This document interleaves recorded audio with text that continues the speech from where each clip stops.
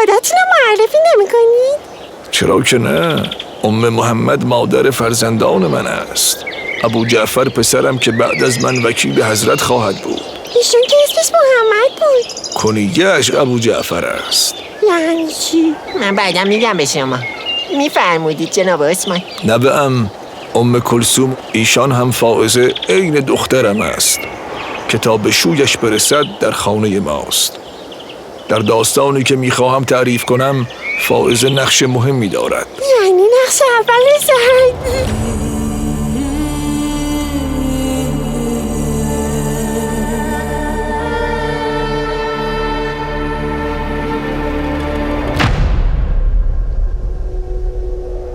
آن روز به همراه ابو جعفر به نزد مولایم رفتیم.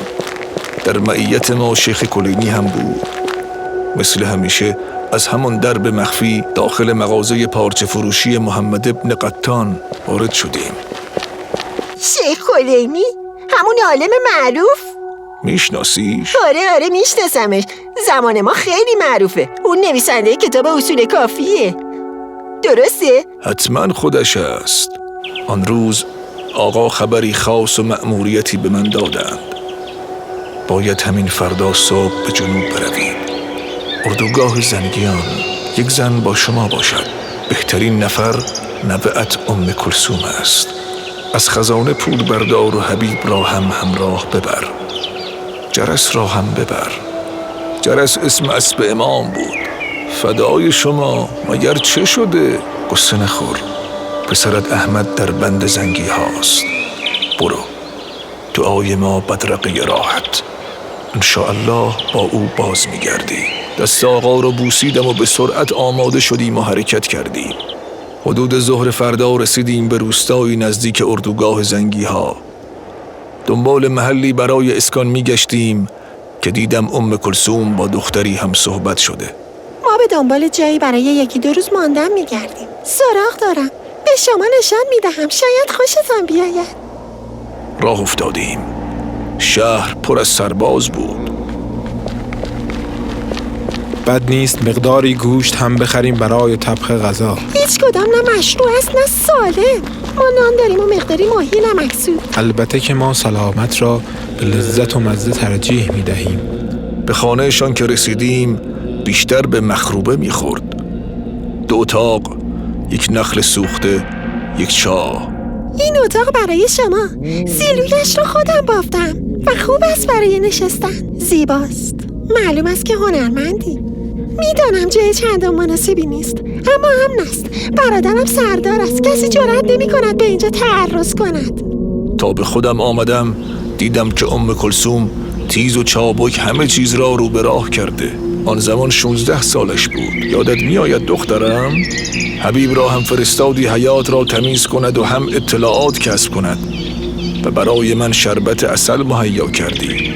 چقدر باهوش. حق داشت مولایم که وجود تو را امر فرمود. دیدار با فرماندهشان سخت نیست. او اذن عام داده، اما اینکه چه تصمیمی بگیرد اصلا مشخص نیست. من میروم. تو بمان و کلثوم را مراقبت کن. بگذارید من بروم. بمان. مولایم فرموده اند انشاءالله اتفاقی نمی افتد. پس راه افتادم. اردوگاه نظامی کاملا به قاعده بود. 3 تپه از اطراف آن را محافظت می کرد. انواع سرباز از سرخ موی و زرد تا سفید و سیاه بیشتر مشغول درست کردن اسلحه و پخت و پز که ناگهان دستی سنگین روی شانه‌ام قرار گرفت. کیستی پیرمرد؟ به چه قصد اینجایی؟ آمده ام تا با محمد ابن علی صحبت کنم. ما او را محمد قائم می نامیم و من وزیر داخلی او یاسر هستم. از بین چادرها گذشتیم تا به چادری بزرگ رسیدیم. باید اذن بگیریم. او را بگرد. سرباز شروع به گشتنم کرد تا رسید به شال نازکم که دینارها را گذاشته بودم. تو محمد قائمی؟ نه، من محافظ مخصوص او هستم. پس به نگهبانیت برس. مرا تفتیش میکنی برای سلاح یا اموال؟ در این شال نازک خنجر جا میگیرد؟ ای هتو، گفتم بگردش نه اینکه کتکش بزن.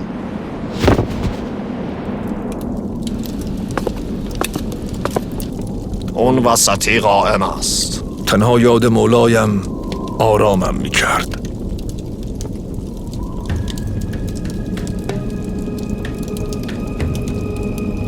چرا به اینجا آمده ای؟ شنیدم که اسیران و کنیزان همه فرار می کنند و به اینجا می آیند. چرا؟ چون همان میخورم که به آنها میدهم، با آنها می نشینم، وعده آزادی در دنیا و سعادت آخرت دادم.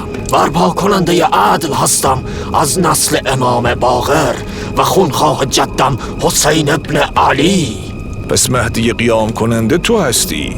خیلی ها در صدد جان تو هند. من از کسی هراس ندارم با این همه محافظ. و البته خدا بهترین محافظ است. با چند کلمه می توانستم دروغهایش را ثابت کنم، اما امامم نفرموده بود و تقیه وظیفه شرعیم بود. تو پیرمرد فکوری هستی. چه میخواهی؟ گمشده ای دارم که اگر به من بازگردانی بهایی در حد بضاعت به شما خواهم داد. این دو فرمانده های من هستند و اختیار اردوگاه زند با ساعد و اردوگاه سفیدان با اسد است. اختیار کامل دارند و در انجام هر عملی کاملا آزادند و من رهبر این دوستم. چطور آنان را هدایت می‌کنی در حالی که اختیار بر عملشان نداری؟ چه شد پیرمرد؟ به تو چه ربطی دارد؟ مگر سرت به تنت زیادی کرده؟ پدر جان، کاروان پیدا شده و نیازی به گشتن در اینجا نیست. صدای ام کلثوم بود. به دادم رسید، وگرنه شاید دست از جان می‌شستم. نجاتم داد. اما خطری بزرگتر ما را تهدید می‌کرد و آن نگاه بی‌حیای آنها به دخترک من بود. خدا رو شکر حبیب هم بود. گفت شریک عزیزم، مشکل حل شده. اینجا چه خبر است؟ مالی از ما گم شده بود. گمان کردیم در اینجا پیدایش می‌کنیم که پیک خبر خوش یافتنش را آورد. اذن رفتن می‌دهید؟ اذن رفتن دارید، ولی آن دختر جوانتر است از آن که دختر این پیرمرد باشد. من اجازه دادم زنان رویشان باز باشد. چرا روی گرفته ای دختر؟ در دلم گفتم یا مولای، یا سیدی، عنایتی بفرمایید که این کلام به ذهنم آمد. آبل رو کریه المنظر است، حال را بد می کند، مخصوصا اگر تاولها تازه باشد. ببریدش بیرون از این اردوگاه. جناب قائم به خدا که هیچ مشکلی ندارد. این مرد دارد دروغ میگوید. من مطمئنم، اما حکم شما، سرچه شما بگویید. ام کلثوم یادت هست چه گفتی؟ گفتی اولین دروغ مصلحتی بود که از شما شنیدم و من گفتم من دروغی نگفتم. آبل رو کریه المنظر است دیگر. بابا ای والله چقدر باهوش. ادامه‌ش رو تعریف کنید. آره تازه داره جذاب میشه. به حبیب گفتم تعریف کن چه شده. دعای حضرت نجاتتان داد. برادر فائزه آمده، سردار زنگی هاست و مرد بدی هم نیست. با او هم صحبت شدم. گفت هفته پیش همین اتفاق برای تاجری پیش آمده و زنگی ها او را به دار آویختند. اما او احمد را شناخت. گفت در اردوگاه زنگی ها به جرم برده فروشی آماده اعدام است. حالا چه کنیم جناب عثمان؟ برویم پیش برادر فائزه. فائزه؟ یعنی هم خانومه؟ بله دخترم، این خاطره تو را اذیت می کند، اما نقل آن آموزه هایی دارد برای جوانان. برادر فائزه خیلی یاریمان کرد. هیبتی داشت، با آن سر تراشیده و زخم روی چشم. خدا هر جا که هست حفظش کند.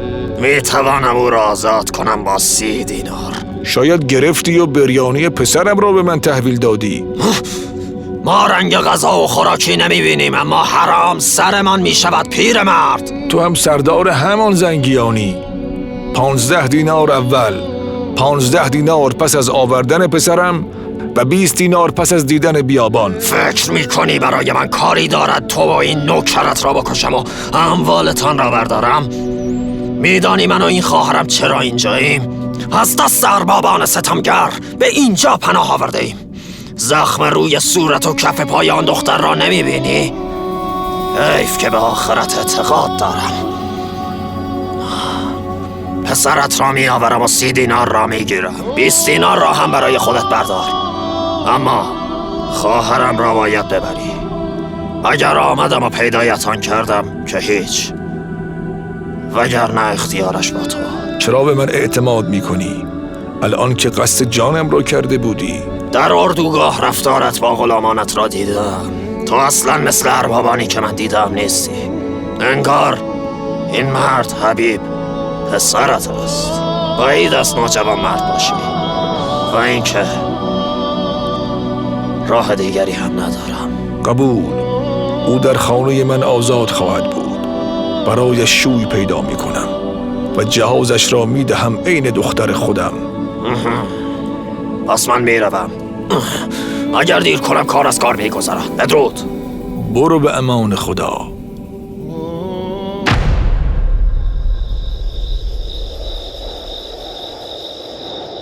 نماز مغرب را خواندم. همه بودند. یاد امام دلم را آرام می کرد که صدای همه آمد. انگار عده‌ای گرگ به دنبال آهویی بودند. حبیب را امر کردم بماند و خودم را رساندم به هیاهو. آی میخواهد مرا بکشد و بخورد. آی میخواهد مرا بکشد و بخورد. به دادم برسید. به دادم برسید. کمک. محمود او را روی زمین میکشید. سربازان میخندیدند. پسرم احمد بود. متفرق شوید. گفتم بروید. چرا دنبال من راه افتاده اید؟ چه میخواهید؟ میخواهم تکه تکه کنم این حرامی را. بروید پی کارتان. فهمیدم چه کرده. سریع به سمت خانه رفتم. سریع اسبابها را جمع کنید. وقت نداریم. فقط وسایل اساسی را بار کنید. عجله کنید. عجله کنید که همه در پی شمایند. تو دنبال تو است، هم به دنبال دخترت است. مردک بلحوث بیشرف. حبیب بر جرس بنشین. شما فائزه هم بر شتر من هم با آن شتر احمد را می آورم. خواهرم مراقب خودت باش. دوستت دارم. حبیب از خواهرم مراقبت کن. تو مرد خوبی هستی برادر. بیا با ما برویم. در سامرا پیش ما زندگی کن. اینجا آزادم اما آنجا معلوم نیست. عجله کنید که وقت ندارید. خواهرم را به تو می سپارم مرد. حرکت کردیم. فقط می رفتیم. راهنمای ما فائزه بود. خوب مسیرها را بلد بود. فائزه آبی برای من بیاور دخترم. فرستادی لشکلی دو خودسیا بخره؟ توان شنیدن این قسمت داستان را ندارد. در برگشت مواجه شدیم با راهزنان. آرام می رویم. دورشان می زنیم انشاءالله. آنها ما را دیدند. از آن طرف بروید. من سرگرمشان می کنم. مرا به خدا بسپارید. خادم شجاعم رفت و من شاهد بودم که چطور می غرید و دلاورانه می جنگید. مولایم فرمودند زنده است و بر می گردد، ولی عمر من به دیدارش نمی رسد. بفرمایید. آب آوردم.